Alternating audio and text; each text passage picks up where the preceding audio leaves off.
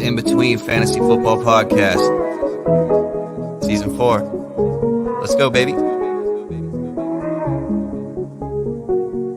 Yeah.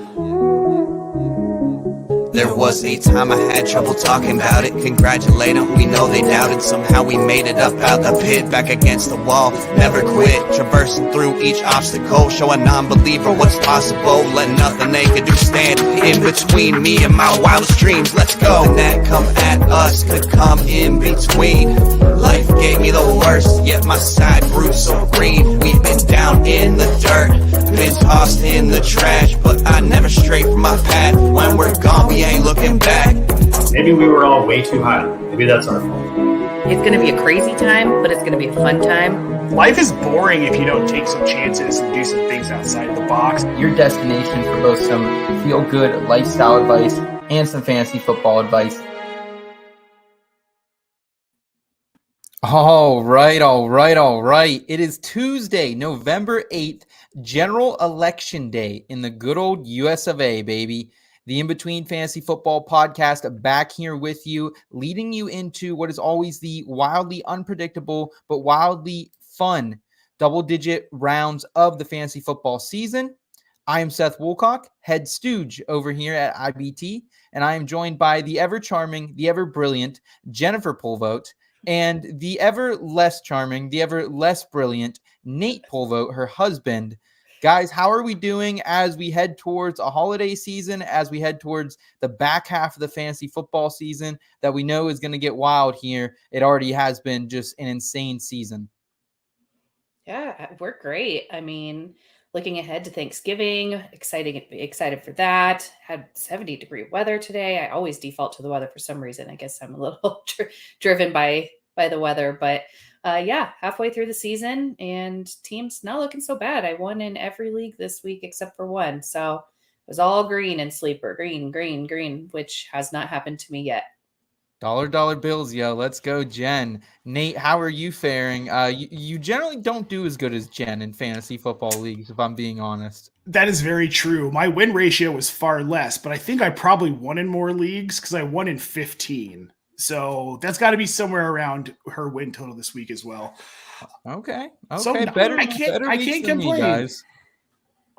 Yeah, better weeks than me. I appreciate you guys being here. This has been just a tremendous season so far. I'm excited to break it down with you guys. Tonight on the show, we have front and center. We're going to talk about the Josh Allen news. We're going to give you the facts on it. What do we know? We're not going to speculate. We're just going to give you what the medical professionals are telling us. We're going to talk about the Colts. Is it time to get rid of Jonathan Taylor? Is it time to get rid of Michael Pittman Jr. for good? Jeff Saturday now at the helm for the Colts. And then we're going to do some would you rather, a little bit of fantasy football, a little bit of lifestyle in there as well. And then in the scope, free agent finds, waiver wire, what you need to know as that hits here in week 10. Welcome into the IBT family. We appreciate you guys tuning in with us tonight on Tuesday. We got Brad Bolt back in the chat. What's up, Brad? Appreciate you holding it down over there sometime. I think it's Wednesday for Brad over there in Australia, but we appreciate you nonetheless, our friend. If you guys are new to the IBT family, welcome in. Hi, we are your spot for feel-good lifestyle advice and fantasy sports advice. Please give this video a thumbs up and subscribe to the channel if you enjoy this type of content. Guys, let's go ahead and jump right into it here. We got front and center right on deck. Sometimes taking that first step out the door is the hardest thing to do. Give it a chance, you'll be begging for more. Save the spot just for you. We're all somewhere in between. How about you come to the place we can have some fun? Ain't gotta worry about knowing not what it means. Come and give me another, cause the night is young. At least I so thought. This just in. Breaking news. Front and center. All right, front and center, guys. And before we jump in here, looks like we got Richie in the chat. What's up, Richie? He says, what's up, guys? I got some waiver wire questions for you. Absolutely, man. Drop those in the chat, and we will get to those. We have a whole waiver wire section at the end of the show if you have time to tune in for the whole thing. If not, drop those in, and we'll also get to those here as we're kind of sifting through the top of the show here. And, guys, let's start with Josh Allen. He suffers an elbow injury The extent remains unknown. And basically what we know from Ian Rapsheet is that Josh Allen is going to be limited this week. The elbow injury that was suffered Sunday, it wasn't thought to be serious at first. It might be a little more serious. So let's start with this. And we're not sure what this could mean. He suffered a similar injury, guys, his rookie year. He was out 4 weeks in that season. This could be anywhere from that. This could be anywhere from he plays this week to anywhere to a season ender. We're not sure, but here we have a Deepak Krona here. He is our one of our good friends of the show. I wanted to pull this up. This is his comment here for audio listeners. Josh Allen, concern is 100% warranted. Full tear UCL would mean surgery and a 1-year recovery time. Can't say 100%, but that bomb he threw on the last play makes full tear seem less likely. Partial would mean short-term performance hit, but good chance he'd play through it. So, guys, we don't want to speculate too much what the injury could be, but Jen, I think this would be devastating if this is the former and it is the full tear. Yeah, I mean, for Bills Mafia, for fantasy managers who have him in their starting lineup, which you do if you have Josh Allen, which I do because I was the 101 in most of my leagues. So it's devastating to anybody who has him. Stefania Bell was saying earlier today that she's ranked 66th in Scott Fishbowl and she has Josh Allen as her quarterback. So even the top feel pain, people, even the top. Wow. Yeah, I am worried, Nate, if this is just the latter and it is maybe just a little bit of a setback. I don't think we can downgrade the options too much in this passing game. Gabe Davis, we know what he is, a low-end wide receiver 2, boomer bust type of play. Stephon Diggs, still a wide receiver 1. Would you still feel confident rolling them both out, given that maybe he does not suffer the former injury? I do. You can't really sleep on the weapons in this offense. To be fair, no matter, even if it's Case Keenum at quarterback for 3 or 4 weeks, we saw how good Diggs was with Keenum in Minnesota. So we know that they can probably do the same thing in Buffalo. And I don't know why Gabe Davis can't be that guy as well. Okay, awesome. Guys, let's go ahead and shift really quickly to Richie's question. He's asking, he has Geno Smith and Kirk Cousins. He wants to pick up Justin Fields off waivers. He wants to drop either Dawson Knox or Saints defense. So he can either drop Dawson Knox for Justin Fields or Saints defense here. Who would you prefer to pick up over? Would you pick up a defense or pick up Justin Fields here, Nate, given he has been the QB1 since week 5? I mean, yes, he's been the QB1, but your QB options are pretty good as they stand. And if you're winning with those two guys, I wouldn't bother going after Fields unless you're trying to block another league manager who could get significantly better by acquiring Fields. If you need a defense, get the defense. But if you really if your team's struggling, you're looking for a boom play, go get Justin Fields. Okay. Jen, are you in agreement there with Nate? Yeah, it depends on the league settings and what kind of positions he's able to pull and plug. I myself would rather roll without a defense and have, if it's a super flex, if he can put Justin Fields in there over Dawson Knox and not have a defense, then that's also appealing. That's not generally the case in most leagues, but like what Nate said, if he's been winning, leave well enough alone. I'm assuming it's probably a single quarterback league, given that Justin Fields is on waivers at this point. So, yeah, I absolutely agree with what you said there, Nate. I think if you need to pick up a defense and you need a win this week, go ahead and do it. Unless you're blocking another manager. I don't know if I want 3 quarterbacks on my roster at this time of the year. It's just hard to do that with all the buys. Let's go ahead and move forward to our next headline here, though, guys. The big thing, I mean, absolutely insane. And who could have saw this coming? We expected maybe Frank Reich to get fired, and that's what happened. The Colts dismantled by the Patriots over the weekend, 26-3. Frank Reich gets fired, and then Jeff Saturday, former center, current ESPN personality and analyst, he is now the head coach here, the interim head coach for the rest of the season. And Nate, you had some pretty strong opinions on this on Twitter. I saw your reaction. I was a little surprised, honestly. I think this is a really fun move if you're a Colts fan because you don't have much else to root for. But maybe this isn't the best move football-wise here, Nate. Well, it's kind of baffling when you've got guys on your staff who have led franchises for some period. You've got Gus Bradley and you've got John Fox. Both have done it successfully. But instead, Jim Irsay, who might be like second and crazy as far as ownership goes in this league behind Dan Snyder, it's between him and Jerry Jones. It's like, no, I'm going to bring in the former offensive lineman, ESPN analyst, and a guy who last coached and only coached high school football to lead my NFL franchise. I mean, make it make sense. Unless they're trying to lose. That is literally the only answer here, is that they're trying to lose.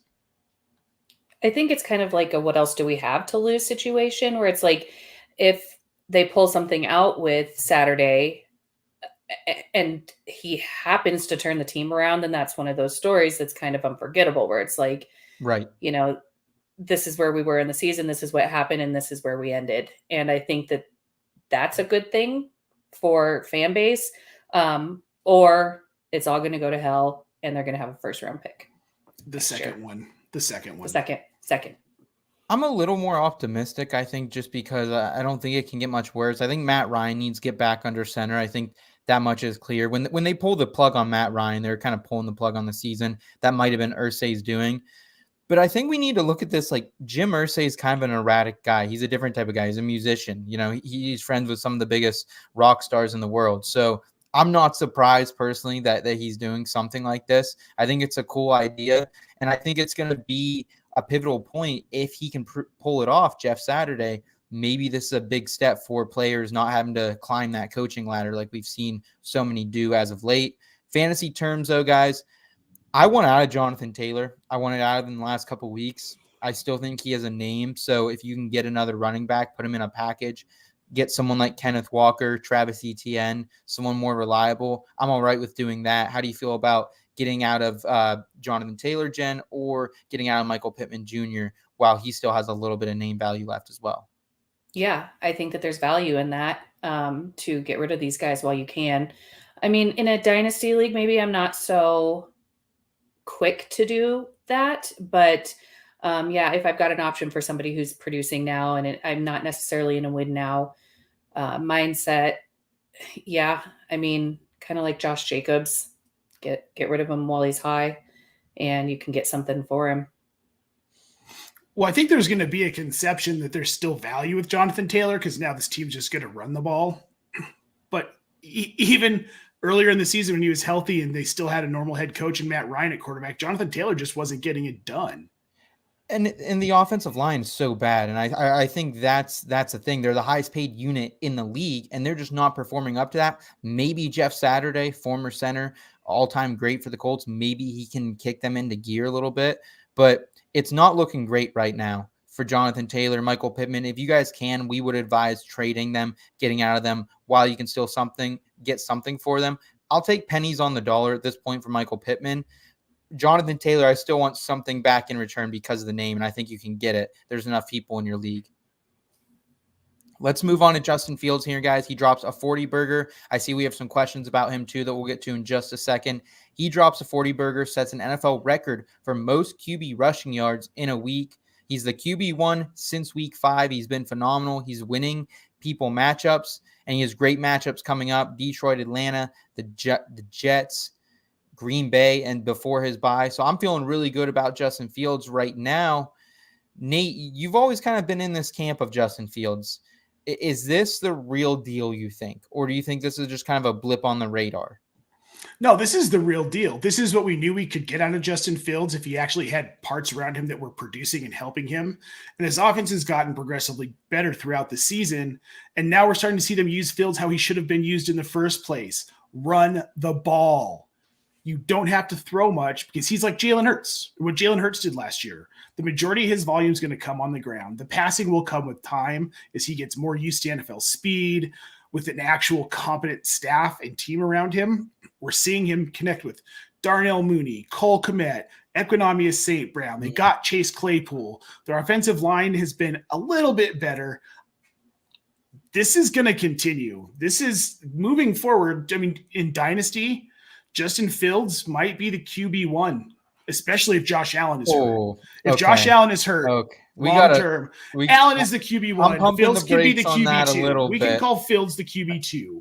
I think my thing with Justin Fields, and I'm just so surprised, is like we didn't see him run this much in college. He only had 500-600 rushing yards his senior year because he didn't have to.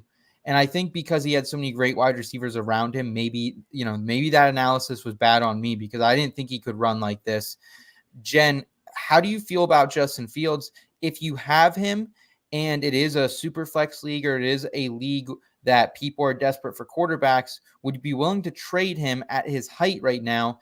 Think about his playoff matchups coming up: Philadelphia, Buffalo, and Detroit. So Philadelphia and Buffalo, I wouldn't really want to play him against those two stud defenses, but then Detroit for the championship. So it's really kind of a catch 2022 right here, Jen. Yeah, I mean, I have Justin Fields and have yet to play him this season. Obviously, that was the mistake last Sunday, 2-3 days ago. But I don't know that it's sustainable for him. I don't know that he can continue to rush the ball like this. I don't know, like you said, against two tough defenses, that he will be able to put something together. I mean, it was outstanding. It was fun. It was entertaining. I loved to watch it. I love that Nate was excited about it. I love that everyone who has loved Justin Fields this far along finally got their day.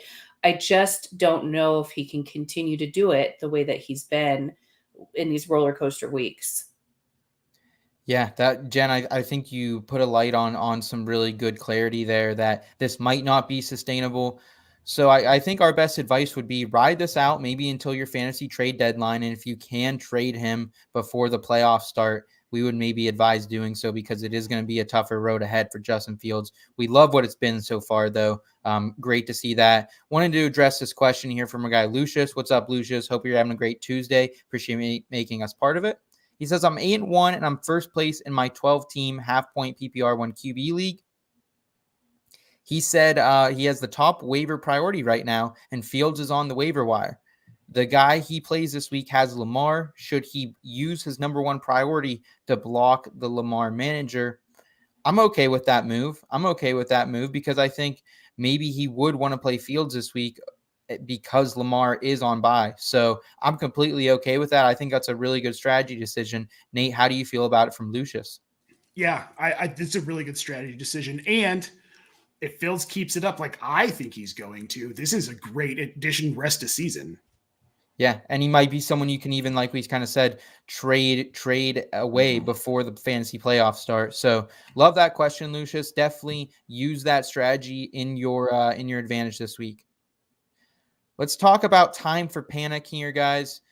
Before we talk about the one obvious winner of week number 9, are we panicking on any of these players? Let's start with Lamar Jackson, scores under 20 points in 5 of the last 6 games. And I am panicked on Lamar Jackson, guys. And I wasn't buying the hype at the beginning of the season. He always has a 30 or a 40 burger right off the rip.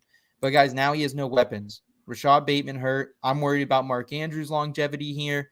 He's thrown to Deshaun Jackson. They don't throw to Devin Duvernay for whatever freaking reason when he's a stud. So, I don't know. I'm frustrated with the whole Ravens passing game here. So I am panicking here. Nate, can you talk me off the ledge at all? I think I can, because if you look at the upcoming matchups, he's had some tough matchups. New Orleans, Tampa Bay, Cleveland. These are 3 very good defenses. He did have 29 points in week 8 against Tampa Bay. Okay.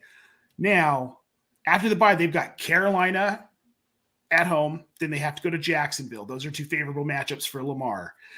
Denver at home, not a favorable matchup week 13, but then they've got Pittsburgh in Pittsburgh. Cleveland's not great. Then they finish out against Atlanta and Pittsburgh again at home.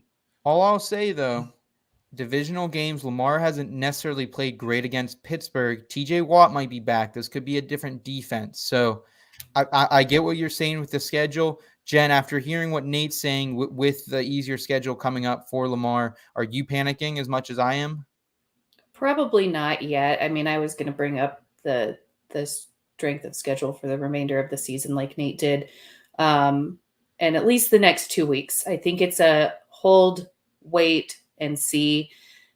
And I disagree about Denver's defense, even, without Bradley Chubb. But I think those next 2 to 3 matchups are going to be, they'll at least give Jackson an opportunity to put faith back in the hearts of the people who love him so dearly.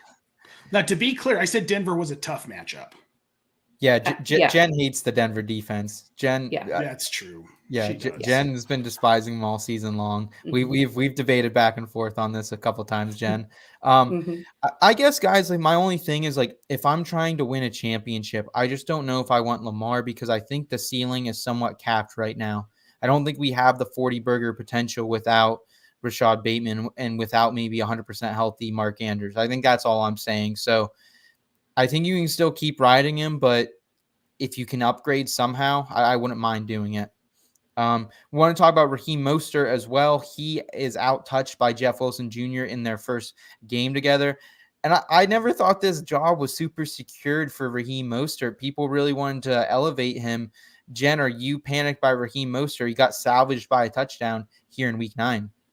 No, if you go back and look, he's had a couple of really strong weeks. He's had a couple of really bad weeks, and everything else in between is a roller coaster. And I'm not surprised that he was out-touched by Jeff Wilson because Jeff Wilson's coming in. We want to see how he operates as a whole with his new team, not just back with an old coach, like on a whole. So with as strong as Tua has been coming back from concussion, I mean, I'm not ready to throw in the towel yet.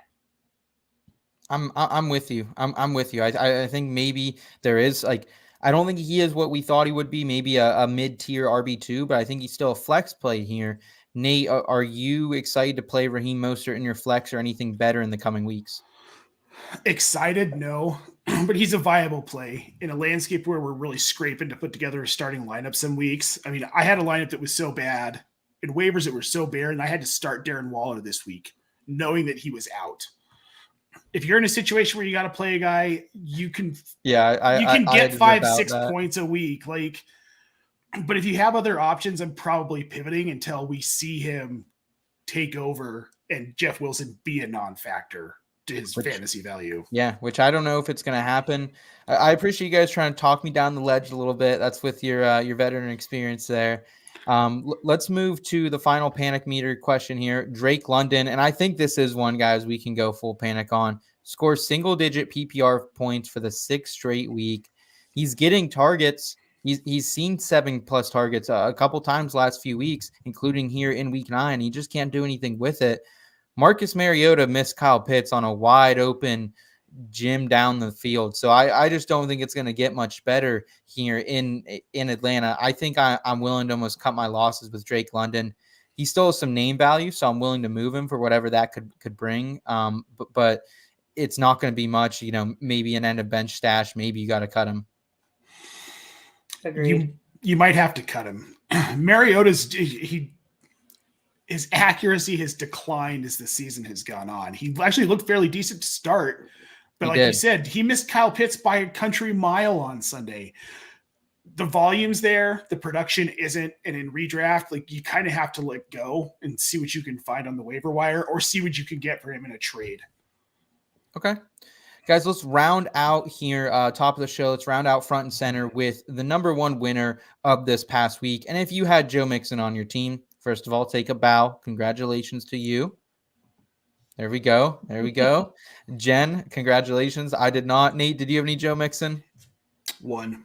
Okay. 1 is better than none. Like I was 2 years too early on Joe Mixon, apparently. But he's currently the RB6 on a points per game basis after dropping 5 touchdowns in quick work of the Panthers. And he didn't play much in the second half, didn't play any of the fourth quarter, really. So Joe Mixon, guys, he is back in the high-end RB1 discussion. Won a lot of people matchups. Tampa Bay, New England, Buffalo are his fantasy playoff matchups, though.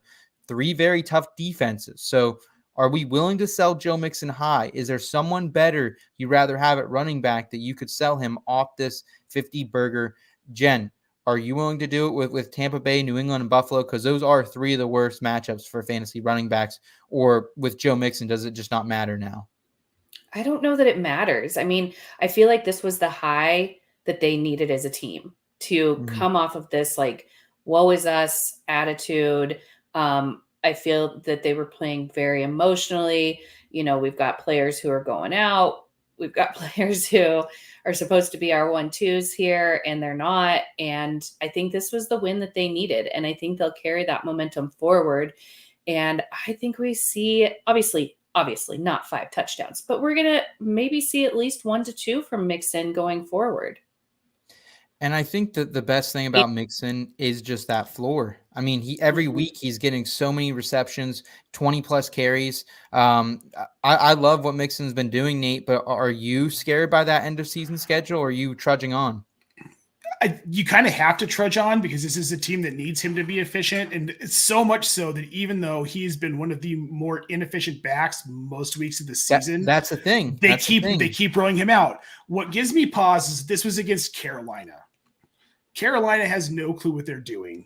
It's a bad team that couldn't keep possession of the ball. And Mixon just simply ran all over them. He hasn't looked like this all season. His best game prior to this one was week 7? Nope, week 1 against Pittsburgh, where he put up 21.5 points. Now, that said, I think he continues to be an RB1 in that RB1 tier rest of season, but like, temper your expectations. You're not going to get 20 to 30 points out of him. You need to understand that most weeks his ceiling is going to be 20 to 22 points, which is still good. I think the next couple weeks his ceiling's probably the best, though. I would argue. Connor pointed it out on our DFS show that without Jamar Chase in the lineup, the targets haven't been going to T. Higgins like we thought. They haven't been going to Tyler Boyd. They've been actually filtered over to Joe Mixon a lot. So I think that's a really good point there that Connor kind of made on Sunday that came to fruition. So you guys are not selling high, because I mean, you could realistically pick your price and you could get anything you want in fantasy football right now for Joe Mixon. Yeah, I wouldn't yet. Okay. We got a question here from Albert. Mixon or Ken Walker rest of season? Ooh, that is a tough one. I don't know the Seahawks end of season schedule right offhand here, but I think I would take something with Ken Walker. I think straight up I'd rather have Mixon, but if someone's willing to give me Ken Walker and something else, I'm willing to make that trade. How do you feel about it, Jen? I can't. I mean, Walker hasn't been consistent, and Walker hasn't been consistent. He's been great, Jen. Yeah. He's been great. Hold on, let me pull him up. She's not wrong. He hasn't been super consistent. You can give your take. Sure, he's got to have 20 plus PPR points and a lot of back-to-back games here, I feel like. Nope, he only has 20 plus PPR points twice this season. 2 times. What have his PPR totals been the last couple weeks? 27. I don't. 27.9, 12.2, 28.7, 19, 14, and then 3, 6, and 3. 6 and 3. Okay, well that's so he's rising. Sure. He's rising, and then he dips, and then he rises again. They're going up against Tampa Bay. Then they've got their bye, which you said Tampa Bay really tough on the running game. So equal argument for Seth in the Mixon department. Then Las Vegas, the Rams, Carolina, San Francisco. I mean, Kansas City, Jets. What's the last 3? What's weeks 15 through 16 or 15 through 17? San Francisco, at Kansas City, Jets, and Rams. I would take Kenneth Walker. I like the Chiefs matchup. Again, I think Mixon's worth more, so I would be trading him to get something back. But yeah, I would be willing to take Walker. I like that Chiefs matchup. I think he would smash in that. I think he'd smash in everyone but the San Francisco matchup. I'd be a little worried about, but I like it better. But Walker plus, not just Walker Mixon plus. Yep, for Walker plus. But I would. Got it.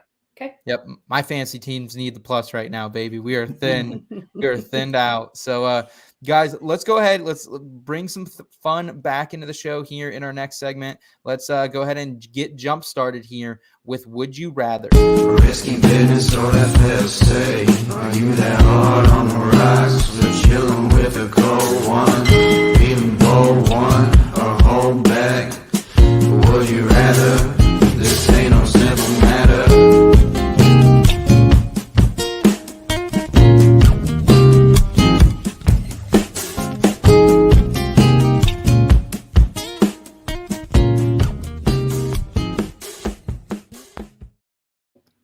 This ain't no simple matter. This is Would You Rather, baby. And to do it, we do it with the best. We're bringing in audio editor extraordinaire, the man in the green sweater, Mr. Kyle Scott. What's up, How's Kyle? it going? It's going pretty well, Seth. How's it going? On Good. this very special edition of Would You Rather. Some would say it's the ultimate Would You Rather today, as it is election day. Yes, sir. Yes, sir. Did you guys vote today? Let's be honest. Let's call our vote. Twice. You voted twice. What does that mean? How do you vote twice?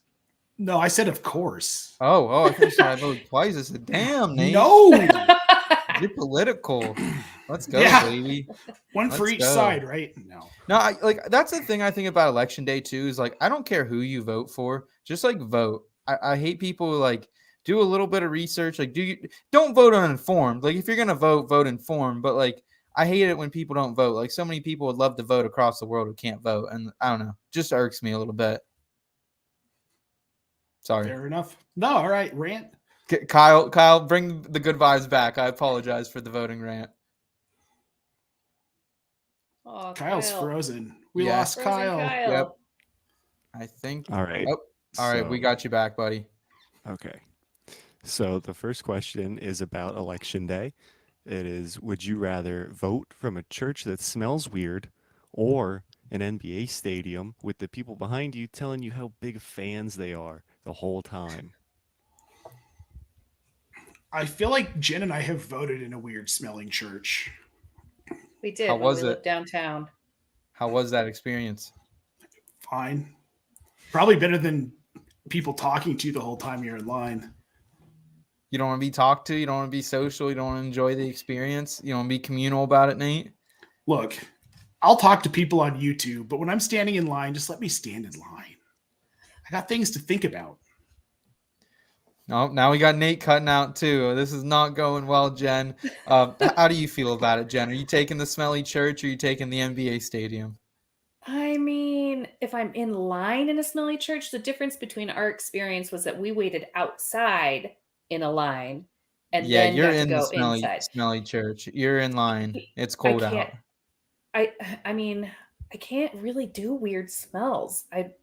I'd almost rather let people rant about their teams and their fandom than smell, because I like people who breathe through their mouth when it smells bad. All I think of is you're tasting it.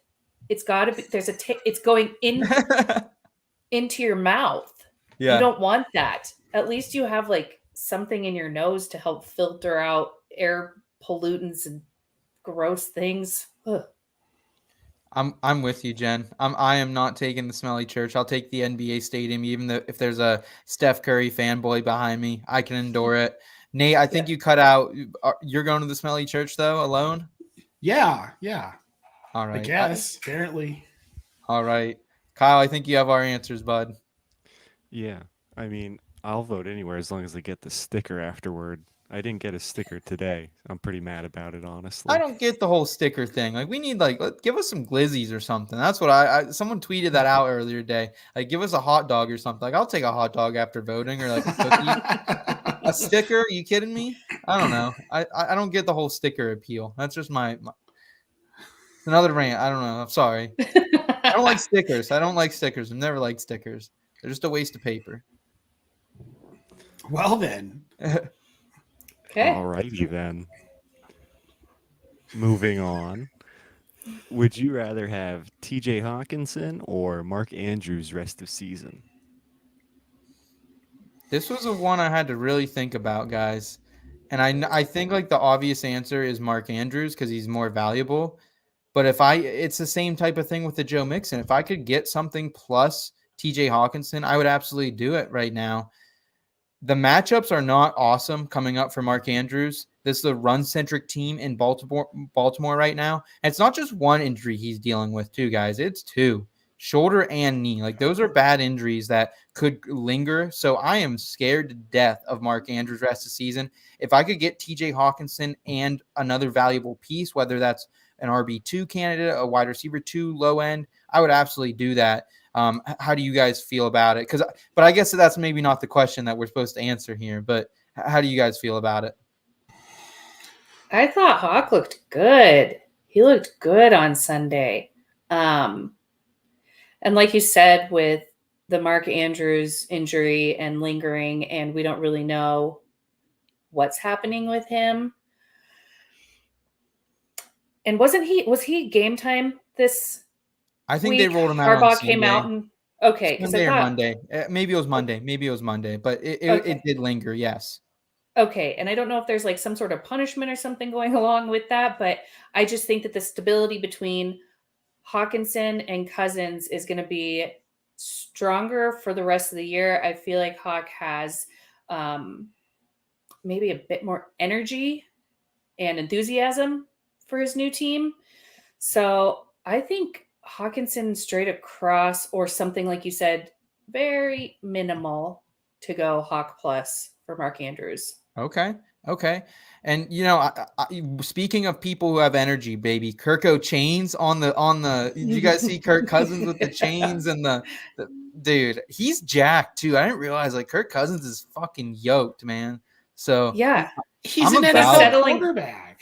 he's settling into this like new personality that has been bestowed upon him by his teammates, because he's not a flashy guy. He's an energetic guy, but Yeah. he's not this dance around the plane with 18 necklaces. Like but I love that he's leaning into it. It's awesome. And I think it's just fueling his team that much more to want to produce for their quarterback, to be a cohesive unit and to get out there and get it done.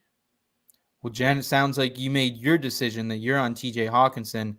Nate, how are you? Are you vibing with Kirko Chains, baby? And TJ Hawkinson, are you taking the stable and reliable production that we've had for so many years from Mark Andrews and from Lamar?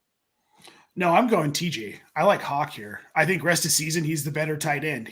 I think he's healthier rest of season. I think he sees a more reliable workload rest of season. And I think Minnesota needs him to be TJ Hawkinson more than Baltimore needs Mark Andrews to be Mark Andrews. I just think that the ceiling's higher, in my opinion, for Hawkinson. Okay. Yeah. And I think I'm with you, honestly, guys. Like, I would be trading Mark Andrews for whatever I can get at this point. Like, if I can get TJ Hawkinson and something else, absolutely, I would do that. Want to bring up this question or this comment here from Brad Bolt. He says, in Australia at voting centers, they have barbecues going, cooking sausages for people to eat.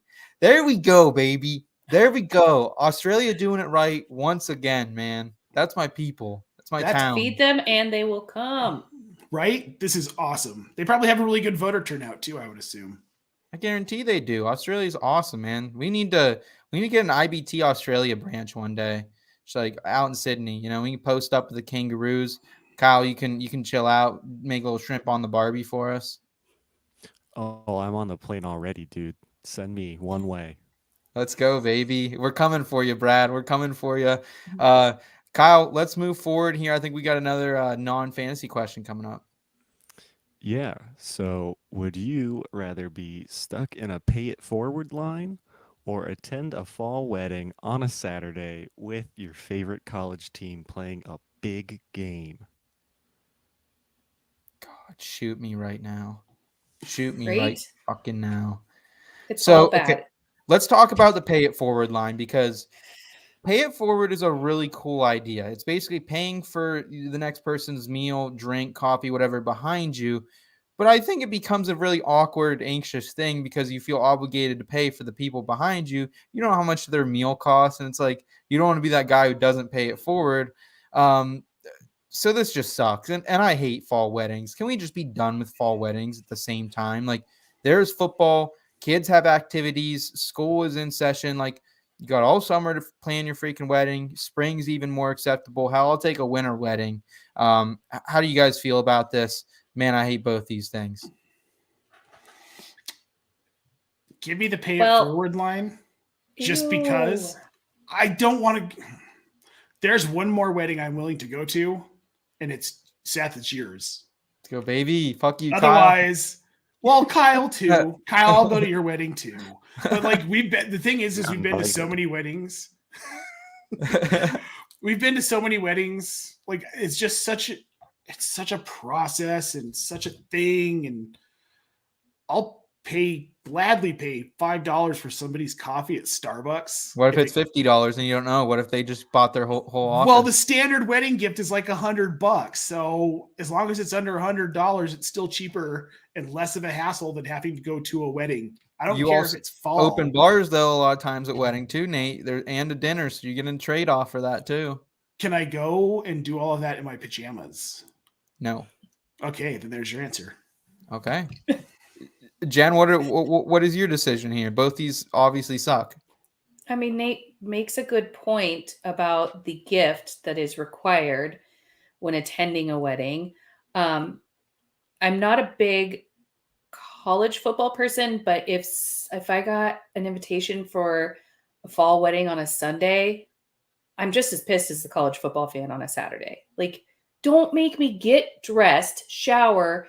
I got to put on makeup. I got to go buy a new dress potentially. And then I got to spend all this time driving, sitting through the ceremony, then going to the party afterwards, albeit if there is an open bar, that is enticing. But pay it forward like $50 and done, and just keep on moving. You got coffee in hand. Keep going.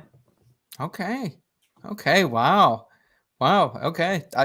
I'm gonna give it a wash. I don't think I can pick. I hate both these so much, but I was leaning going to the wedding, but now you guys have kind of convinced me the other way. Honestly, I do like. I was too. Like I don't want to like. Said that.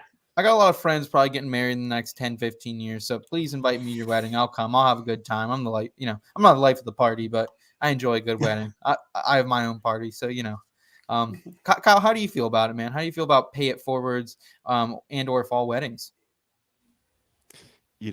I'm not a big college sports fan, but if there's one thing I do hate, it's paying for things. So I would definitely rather go to a fall wedding. Okay. But what about the gift? You still have to pay for a gift. No, I don't. They'll remember that forever as they're going through their guest list, and they're like, we didn't mark anything down for Kyle. What am I going to write in the thank you card? Thank you for nothing, Kyle. Oh, I just won't get invited to the next one. It's no big deal. to their second round wedding. Yeah, that's when they renew their vows. That's actually that is hilarious. That is all right. Well, Kyle, I'll be watching you at our wedding, bud. Don't worry. I'll be the doorman. No gift, no entry. All right, Kyle. I think we have one more fantasy football question here for us to round out. Yeah.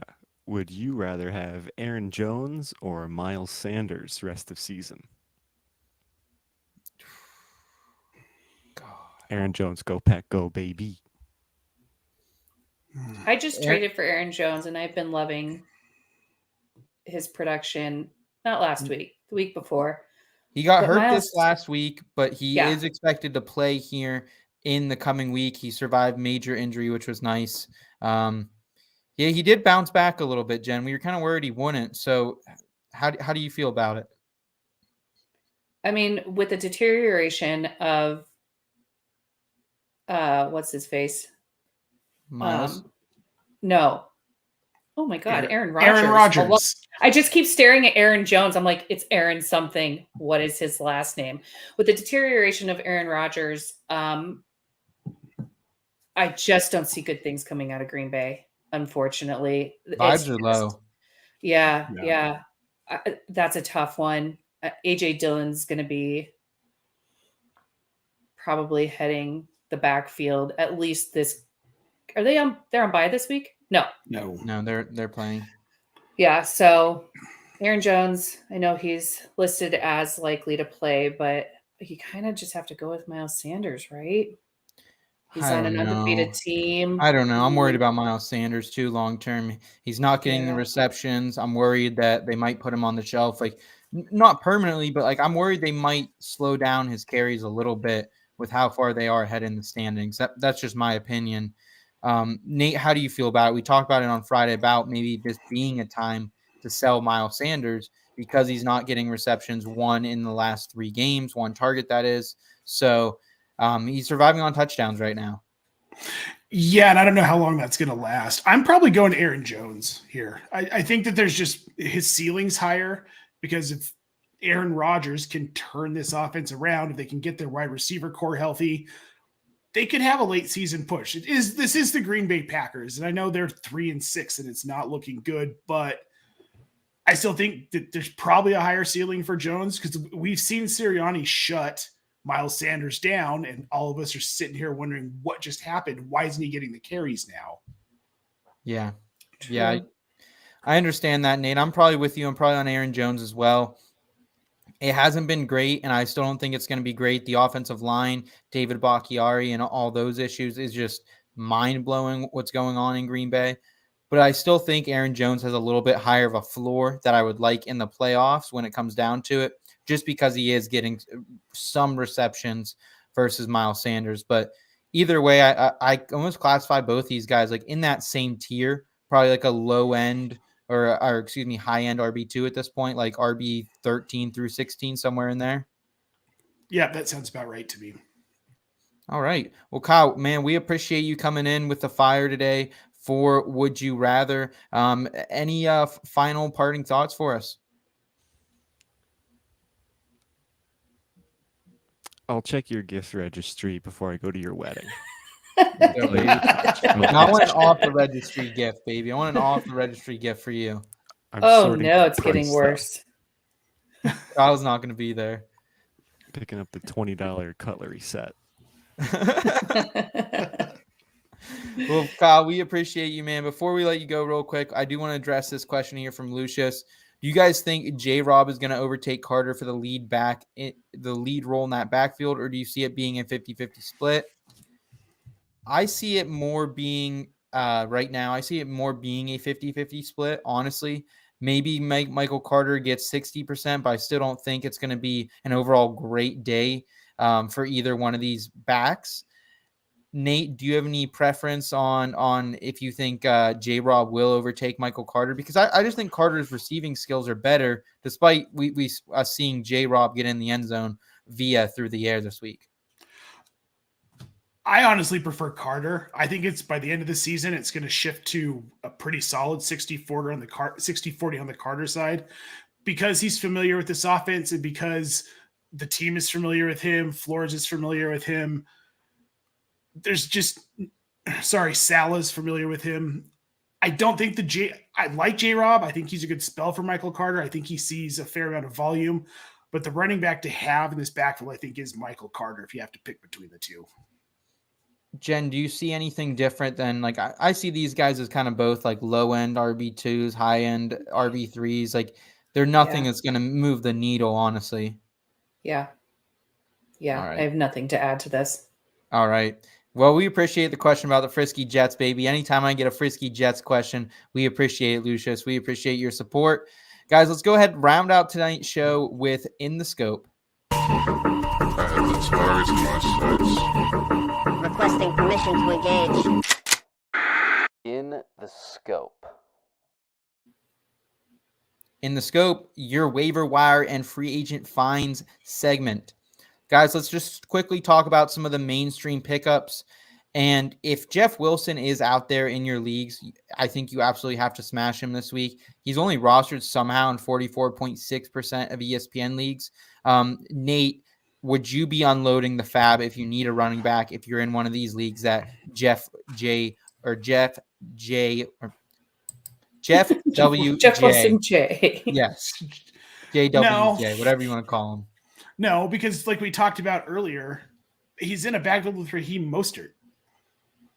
I'm too scared off of what he is and what his ceiling and with the real possibility of what he'll be in this offense is to really spend up for him. If he's still on the waiver wire, which is highly unlikely on Wednesday morning, after waivers run, I might stash him, but that's about as far as it goes for me. Okay. Jen, and any more interest in him or Isaiah Pacheco, who's also only rostered in 27.3%? No to Isaiah for me. But Jeff Wilson, yeah, he has more appeal to me than Pacheco. I mean, I do have a couple of leagues where I am in desperate need of a running back. And if Jeff Wilson's out there, I'll put fab on him for sure. Yeah, I'm willing to pay up at this point. I think Jeff Wilson has a little bit higher of a ceiling than Raheem Mostert. We saw him get some of that early down work. It almost flipped. Like we saw Raheem kind of get some third down love, which was surprising. So I think they'll use these guys interchangeably, but I still think Jeff Wilson, I'm okay if you need a running back. I don't know if there's another one that's going to come this season better than Jeff Wilson. Let's move forward down the list here, guys. Justin Fields, Daniel Jones, Jimmy G. I think obviously Justin Fields, if you need him, you can pay up for him this week. Daniel Jones, he's another sneaky guy we've highlighted a couple times here on this segment, so you can look into paying for him. Jimmy Garoppolo, if you need a quarterback spot this week, he could be nice with Christian McCaffrey, Debo both out there. We'll kind of round this out just with a little bit of wide receiver discussion. Donovan Peoples-Jones, what's going on here, Nate? How is this guy still only rostered in 12.6% of leagues? He's been phenomenal, man. I mean, he's just so steady. He doesn't have a huge ceiling, but the touchdowns will come. Well, I think it's that nobody's really paying attention to the Cleveland offense outside of Nick Chubb right now, until I guess Deshaun Watson is back. Because Brissett hasn't been really, honestly, I mean, he's been okay. He hasn't been outstanding, and this offense hasn't really been clicking. They're not winning games. I think people just kind of forget about him, honestly. Yeah, Okay. I mean, you don't really hear his name in giant plays every week. So he hasn't had a touchdown yet. So he's the guy who's getting the volume, but he's not necessarily trending up yet because he hasn't made that big television splash of a touchdown. Okay. And what about Terrace Marshall Jr.? He's someone we were really interested in a couple years ago coming into the league, kind of a slow start to his career. However, he's kind of the number 2 option there right now. It's a open door at quarterback. We saw PJ Walker get benched in the second half of this game with Baker Mayfield coming in to relieve him. So kind of a back and forth deal with him. Any interest in Terrace Marshall, guys? Just yes or no, I guess. No from Nate. Jen? I mean, it's quarterback dependent for me. If Baker Mayfield is in there and he's blazing again, yeah. I mean, if I need a wide receiver, I'm not going to put any money on him, but I'll pick him up off the waivers. Okay. And let's kind of just round it out here. Isaiah Likely, he should be rostered, especially if you need a tight end in the next coming weeks. Rostered in over 50% of ESPN leagues. Greg Dulcich from the Denver Broncos coming off the bye. He's only rostered in about 28.9% of ESPN leagues, so he could be an appealing option as well. And then Cade Auden for the Tampa Bay Buccaneers, rostered in 5.1% of leagues. So if you need tight ends, guys, those are the big ones to pay up. But we're going to tell you about the ones you don't have to pay up for here. And this is in the scope. These are the targets that you can get basically a week early. They're not rostered in a lot of leagues here, and they could have some long-term value. Nate, let's go ahead and start with you, our friend. You're muted as well, my friend. I've been so good about it all show. So tonight we're going to talk about someone I didn't necessarily think I'd be talking about at any point this season, but here we are. Rachaad White, the running back in Tampa Bay. It's been interesting because we all kind of thought that this was Uncle Lenny's backfield. When they drafted Rachaad White, this was more of a futures move for this team. Interestingly enough, last week, Uncle Lenny only saw one more carry. Now, he still owns the passing game in this offense. That has not changed. But Rachaad White has been far more efficient in the last 3 games than Leonard Fournette, averaging 4.04 yards per carry versus Lenny's 2.38. Like, it's staggering. He had 2 weeks where he was over 4 yards per carry. Then he dipped down to like somewhere right around 3 to get to that average. But Lenny's just not getting it done on the ground. Again, he's still startable in PPR formats because of what he's doing in the passing game. But we're kind of starting to see a flip in the run game where I think White's going to start to overtake him in the next couple of weeks. This isn't necessarily a play that you're going to want. Somebody you're going to want to play this week unless you desperately need a running back that could get you 6, 7, 8 points. They have Seattle in week 10, but after the bye, they've got Cleveland, which isn't a great matchup. But then they've got New Orleans. They've got Cincinnati in there. And then in the playoffs, they've got Arizona and Carolina to round out the fantasy playoffs. Those are 2 weeks where if you can afford to stash Rachaad White, he could win you your league championship if things go the way I kind of feel like everyone thinks they're going to go. Okay. Nate is going to ride the wave there. He's kind of fading Leonard Fournette a little bit. Nate, I don't have a problem with this. It's hard for me to fade Lenny a little bit just because he is prolific. I just am worried about the offensive line, I guess, a little bit as a whole in Tampa Bay, and that maybe no running back can be truly a league winner at this point. But I like the call on Rachaad White nonetheless. Jen, who do you have for your in the scope this week, my friend? So I have Juwan Johnson. He's rostered in 9.4% of ESPN leagues. And look, this one might be a major stretch, but his average snap share is 69%. He has played in all 9 games. He's started in 5. Obviously, the Saints want to utilize him. They just haven't had an opportunity. I can't say that, but he's had 258 yards, over 23 receptions and 3 touchdowns this season. Adam Troutman was out for 2 of those games, but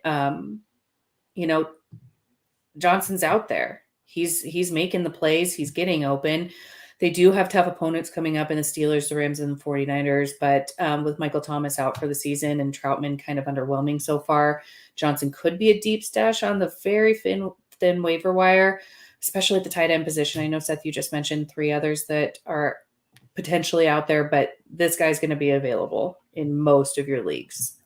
Yeah, I don't mind Juwan Johnson. And, Taysom Hill just freaking burned me last night. I needed a couple points from him to win the game, and I couldn't get anything from him. And I think, honestly, right now, overall, there might be a good opportunity for Juwan Johnson. He's had success outside of Chris Olave. He's been the best pass catcher for the Saints this season. So I don't mind that at all, Jen. Awful tight end landscape. Juwan Johnson, he's a guy. He's a little bit of someone.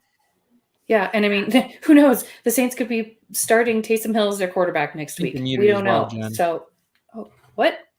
Oh, you're back. Okay. I could hear her just fine. Oh, sorry about that. I was just going to say, Okay. Taysom Hill could be a starting quarterback next week for the Saints. You just don't know. So having Juwan Johnson in there just for a little bit of security, I think is a good play if you've got the bench. I'm having an evening, a bench spot for him. Before we jump into my in the scope, just want to answer this quick question here from our guy Sura. Should I trade Mark Andrews, Jamar Chase, and Amon-Ra St. Brown for Devontae Adams, DJ Moore, and Miles Sanders? He's 2-7 and just doesn't want to get last. I would say no. I wouldn't do that because DJ Moore and Miles Sanders, who could be used less down the stretch for Philadelphia, are 2 players who could get you last in your league. I think Jamar Chase coming back, if he does come back, Amon-Ra and Andrews, that's so much upside. You shouldn't lose your league with those guys. So I would hold on this trade. Nate, are you willing to make this move? Absolutely not. Devontae Adams, he's really trending down. We don't know what DJ Moore is going to be. And trending down before last week, Devontae Adams, he went off. He did, but don't buy him because that's not going to happen often. You're keeping Andrews, you're keeping Jamar Chase, you're keeping Amon-Ra. You don't want the other side of this deal. I'm in agreement there, Jen. I think you can back us up as well. I'll round us out here with my in the scope candidate, and that is Kenneth Gainwell. And Nate, this is kind of also similar to what you're saying with Leonard Fournette, not because Sanders has been bad or anything, but I just think they're going to use him less because they have Super Bowl aspirations. They wanted to bring in another running back during the trade deadline. They were all over Kareem Hunt, couldn't pay enough for what Cleveland wanted, a 4th-round pick. So it's Kenneth Gainwell. He finally saw a little bit more touches here last week, 7 touches, 3 targets. And that's the other big part, Nate. We've talked about it. Miles Sanders, he's not getting those receptions. So I think Kenneth Gainwell, it's not someone that has appeal to start on his own, but 3 touchdowns this season, still averaging 4.4 yards per carry. What I like about Kenneth Gainwell, it's not his stats, it's not his metrics, because he's not an overly athletic guy coming out of Memphis. But I do love what we're seeing in the schedules coming up. Washington, Indianapolis, and Green Bay, those are 3 really good matchups for running backs, and those are also 3 matchups that I think Philadelphia is going to get ahead. Game script is going to be in his favor. The Eagles are also number 1 in game script rating, which means they play from ahead more than anyone else, which means they have the opportunity to run the ball more than anyone else. 7th best run block rating for Gainwell as well. So he's getting big holes. I think if there's a game that they don't want to give Sanders a big workload, maybe they sit him towards the end of the season. If they do have that number 1 seed locked up, maybe it's Kenny Gainwell who's bringing home your fantasy championships this year, guys. I don't hate this for the reasons you just stated. Like, if they do slow Sanders down, Gainwell's going to get a ton of work. This is a run-first team. Yeah, Absolutely. I like it. Awesome. Well, guys, I appreciate you being here tonight. Jen, any final thoughts? We've talked about a lot. It's election day. Vibes are high heading into week 10 of the fantasy football season. Any final thoughts for us tonight? Enjoy the halfway point. Enjoy the in-between. Go jump in the leaves and have a good fall. Awesome. Nate, any wiser words from you than your wife had? Go buy our new merch on the website. These are awesome shirts. Go out and get one. Absolutely. Yeah. We'll be doing a giveaway here, I think, in a couple weeks too. Help out the YouTube subscribers who tune in to us. So yeah, guys, we got new merch on the website. I'll officially kind of release that here tomorrow or Thursday on the Twitter bird. So make sure you guys are following us at IBT_media. Thanks for tuning in so much. We hope you subscribe to the channel, come back and hang out with us again. Until next time, Nate and I will be back on Friday. Until then, guys, keep it in between. Your destination for both some feel-good lifestyle advice and some fantasy football advice.